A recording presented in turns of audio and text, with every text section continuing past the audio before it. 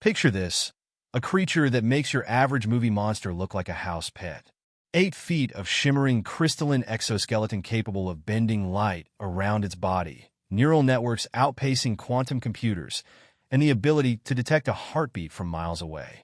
Meet Kazik, a Kazakh hunter, the galaxy's apex predator, with an ego as sharp as his claws and a penchant for thrill-seeking. For centuries, Kazik had traversed the stars, preying on anything foolish enough to exist. Until one day, the universe served him a very unexpected dish: humans.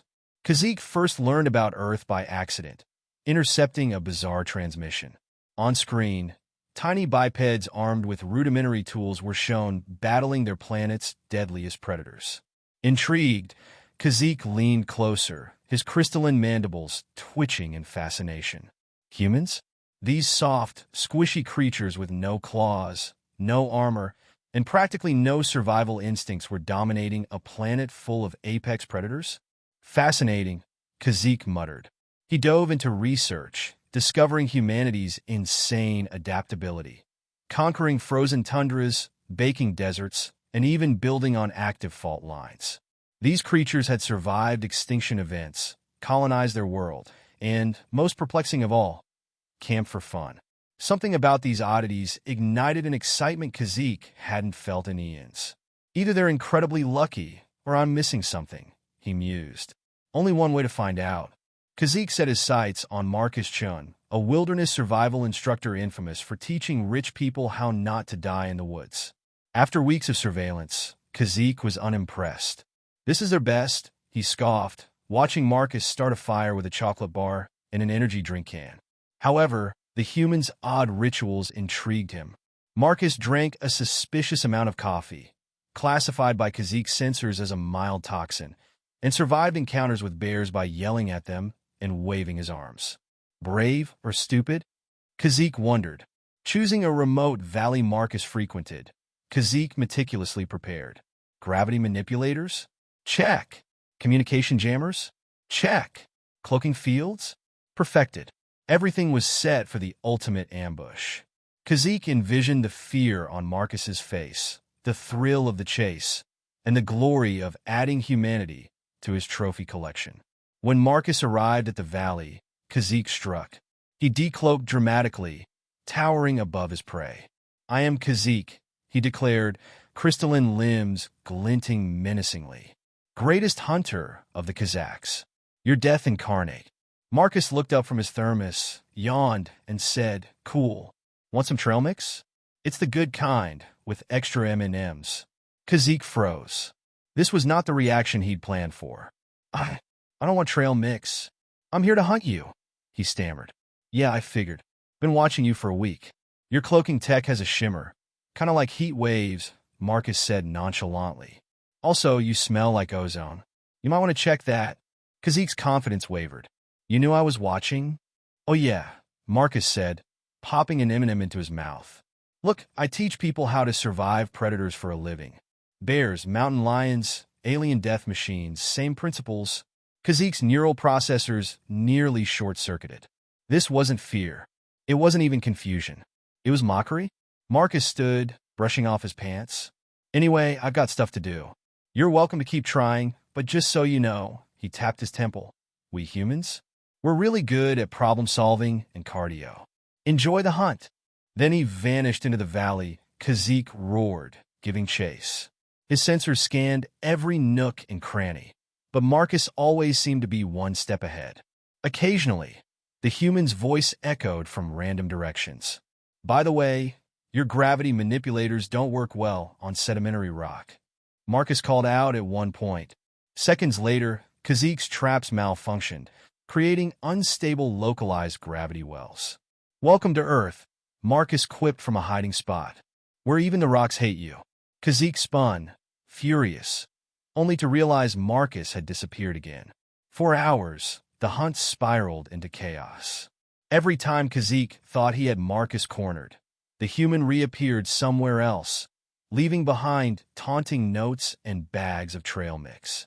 One read, "You look stressed. Here's a snack. P.S. Your cloaking device hums. Might want to fix that." By day 3, Kazik was questioning his life choices. His traps were malfunctioning, his pride was in tatters, and Marcus had somehow managed to sabotage his cloaking field, leaving Kazik glaringly visible. The human wasn't just surviving, he was thriving. Meanwhile, Kazik's advanced equipment was malfunctioning in ways that defied logic. As Kazik crouched in frustration, Marcus appeared again, leaning casually against a tree. "Fun fact," he said, "humans aren't just apex predators because we're smart. We're persistent. You got better tech, sure, but we've been dealing with things bigger and scarier than you for millennia." Kazik growled, "I am not scared of you." "Good," Marcus replied, "because this isn't about fear. It's about knowing your enemy. And buddy, you've underestimated the wrong species." Before Kazik could respond, Marcus tossed a trail mix bag at his feet. "Here, you look like you need it." "Oh, and one last thing." "What?" Kazik hissed. Marcus grinned, pointing skyward. "Want to know what we humans really excel at? Calling for backup." Kazik's scanners detected movement, several helicopters closing in fast. How? His communication jammers were active. Panic set in as Marcus disappeared into the forest one last time, whistling the theme from Jaws. Kazik barely escaped the valley, his once perfect record tarnished. For the first time, the galaxy's greatest predator had been outwitted by prey. Back on his ship, Kazik replayed the hunt, trying to understand what went wrong. The answer was clear. Humans weren't prey. They were something else entirely. For the first time in centuries, Kazik felt something unusual: admiration. As he stared at Earth from orbit, he muttered, "Next time, Marcus Chen. Next time." Meanwhile, back on Earth, Marcus sipped his coffee, smirking at the sky. "Anytime, big guy. Anytime." Kazik perched on a high crag, the dawn sun gleaming against his crystalline exoskeleton. Below him, the valley sprawled out, a serene mockery of his rapidly unraveling hunt. His mandibles twitched, and his neural processors buzzed like a hive of disturbed zenther wasps. This was unthinkable, unprecedented. For the first time in 3,427 hunts, Kazik, the greatest hunter in 17 star systems, was being toyed with. A soft crunch echoed behind him. Kazik whirled, his crystalline claws gleaming, prepared to unleash a flurry of attacks. But all he saw was another bag of trail mix pinned to a rock with a stick. This time, the note was even worse. "For the greatest hunter in the galaxy, a snack to keep up your strength. P.S. That humming sound is getting louder."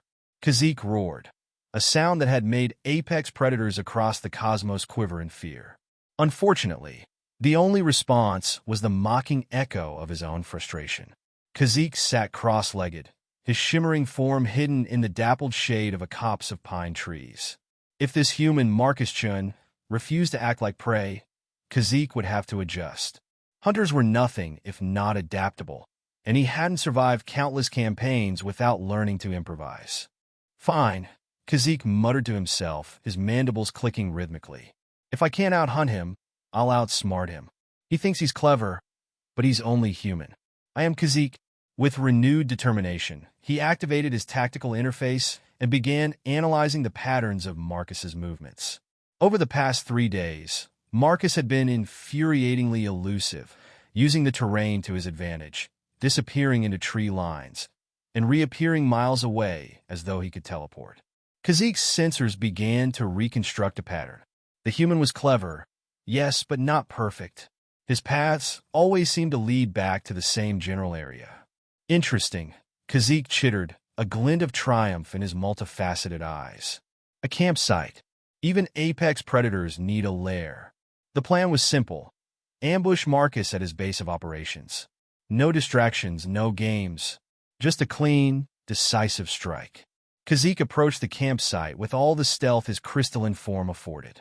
The human's makeshift shelter, a tarp strung between 2 trees, flapped softly in the mountain breeze.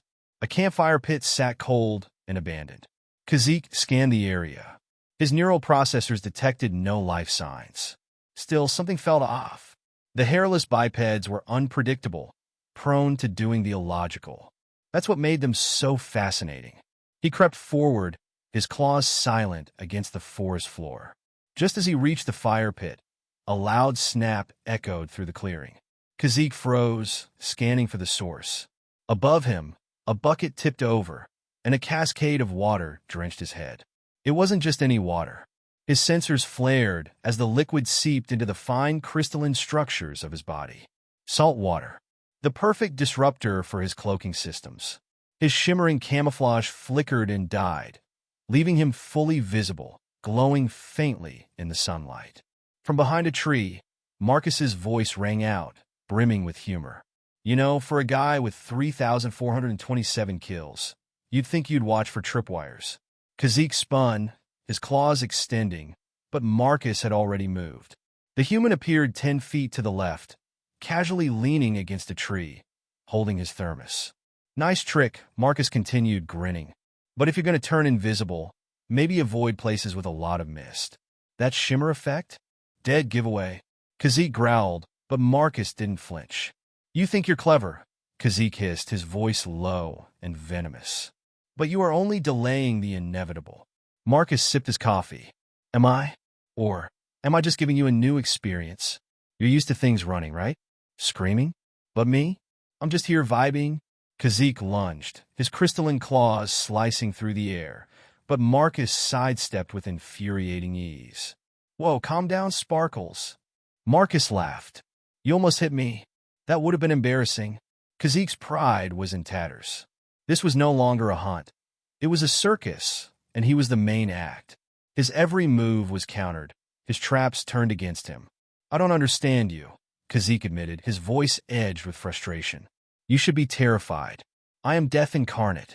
You are just a soft, squishy creature with no weapons. Marcus raised an eyebrow.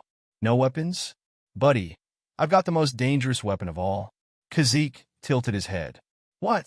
Marcus grinned, tapping his temple. A brain and a lot of caffeine? The human turned and began walking away. Kazik blinked. You're leaving? Yep, Marcus called over his shoulder. Gotta teach my class in an hour.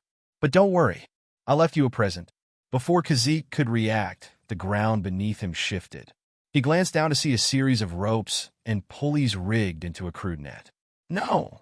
With a snap, the net tightened, yanking him off the ground and suspending him 10 feet in the air. From a distance, Marcus's voice rang out, cheerful and maddeningly smug. See you around, Sparkles. Try the trail mix. It's good for your stress levels. Kazik dangled in the net, his claws slicing futilely at the ropes. For the first time in his career, he felt something new. Humiliation.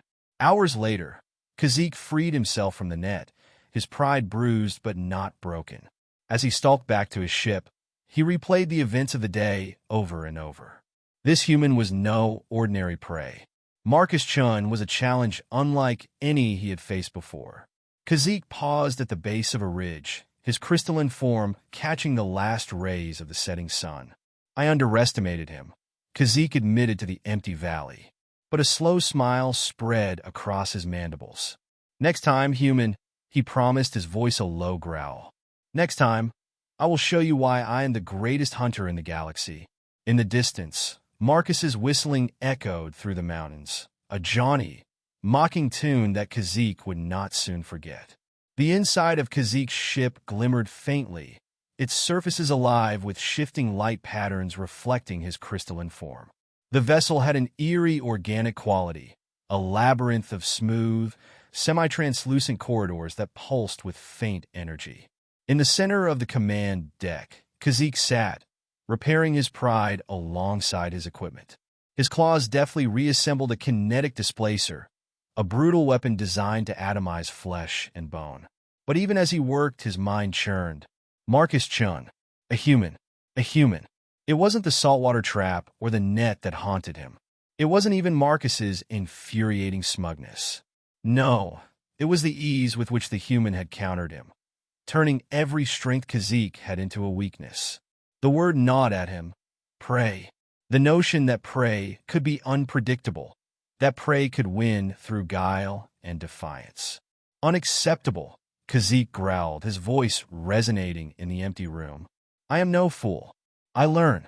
I adapt. Kazik rose and began pacing, his claws clicking softly on the crystalline floor. If Marcus refused to act like prey, Kazik would force him into that role. He activated a series of holographic projections, each one displaying data from his encounters with Marcus. Patterns. Humans thrive on them, Kazik muttered, his multifaceted eyes scanning the streams of information. But if I destroy his patterns, disrupt his routines, he will crumble. His claws hovered over the ship's control panel. It was time to escalate. Marcus Chen was halfway through his usual morning routine. A strong cup of coffee, a leisurely hike, and some half-hearted grading of student papers. He was on the porch of his tiny cabin, the mountain air crisp and invigorating. The hum of his smartwatch broke the silence. Incoming call, unknown. Great, Marcus muttered, lifting the device. If this is another spam call about extended spaceship warranties, I swear.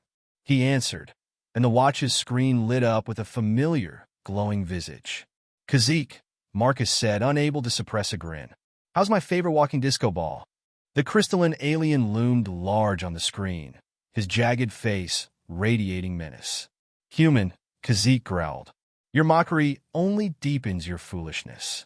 Do you think I am here for your amusement? Well, yeah, Marcus replied, sipping his coffee. This whole thing's been a blast for me so far. Kazik's mandibles twitched. I will say this only once. Surrender. Admit defeat. You are clever, yes, but cleverness will not save you from what is to come. Ah, Sparkles, don't be like that. We were having so much fun. Marcus leaned back, his grin widening. You know, I think you're starting to like me. Maybe we could team up? Write a book? How to survive being hunted by a murder crystal. I'll give you co-author credit. Kazik cut the feed. That night, the first attack came. Marcus had just finished dinner, a surprisingly good stir-fry made with wild vegetables, when he noticed the silence. The usual nighttime symphony of crickets, owls, and rustling leaves had vanished. His instincts prickled. Okay, Sparkles, Marcus muttered, scanning the darkness outside his cabin. What's the play this time? A low, guttural growl answered him. From the shadows, two glowing red eyes emerged, followed by a hulking, furred creature. Its elongated limbs rippled with muscle, and its fanged maw dripped with venomous saliva. Marcus let out a low whistle. Wow, you brought backup. I'm flattered. Kazik's voice echoed from an unseen source, cold and triumphant. Meet the Faralock human, a perfect predator, engineered to exterminate your kind. This is no game anymore. The Faralock lunged, faster than Marcus expected. He barely rolled out of the way, grabbing a fire poker from his cabin's hearth. The beast's claws raked the floor where he had stood moments before, gouging deep scars into the wood. Really? You think I can't handle one of these? Marcus said, more to himself than to Kazik. Kazik's laugh was unsettling, a crystalline hum layered with malice. Oh, there's more than one. From the shadows, two more pairs of glowing eyes appeared. Marcus's confidence wavered. All right, Sparkles, Marcus said, raising the poker like a sword. You've officially got my attention. The next few minutes were chaos. The Faralocks were relentless, their speed and strength unlike anything Marcus had encountered. But he wasn't defenseless. Years of hiking, survival training, and an unhealthy obsession with nature documentaries had honed his instincts. He lured the first Faralock into his kitchen, where a well-timed swing of a cast-iron skillet sent it crashing into the fridge. The second met its match when Marcus lit a can of aerosol spray with his lighter, creating a makeshift flamethrower. The third was trickier. It cornered Marcus in his bedroom, its slavering jaws inches from his face. In a desperate move, Marcus smashed a window and scrambled onto the roof. The creature followed, but Marcus used its weight against it, tricking it into stepping on a weak section of the roof. It crashed through, landing in a heap of broken wood and insulation. Breathing hard, Marcus leaned against the chimney. All right, Sparkles, he shouted into the night. I'll admit it, good effort. But you're still going to need more than a few overgrown space dogs to take me down. Kazik's voice crackled through the night air, laced with annoyance. You are infuriating. Do you realize that? Marcus grinned, wiping sweat from his brow. Part of my charm. Back aboard his ship, Kazik fumed, but beneath his frustration was a grudging respect. He had sent 3 Faralocks, apex predators designed to hunt and kill the galaxy's deadliest prey, and Marcus had outmaneuvered them all. The human was resourceful, adaptive, and above all, unyielding. Kazik stared at the holographic display of Marcus, who was now calmly rebuilding his cabin as if nothing had happened. "This is not over," Kazik said softly, his tone a mix of frustration and admiration. His mandibles twitched into what might have been a smile. "No," he added, his voice firm. "This is only the beginning." From the forest below, Marcus's voice drifted up, faint but unmistakable. "Good night, Sparkles. Sweet dreams." And for the first time in his long and storied career, Kazik couldn't decide whether to laugh or scream.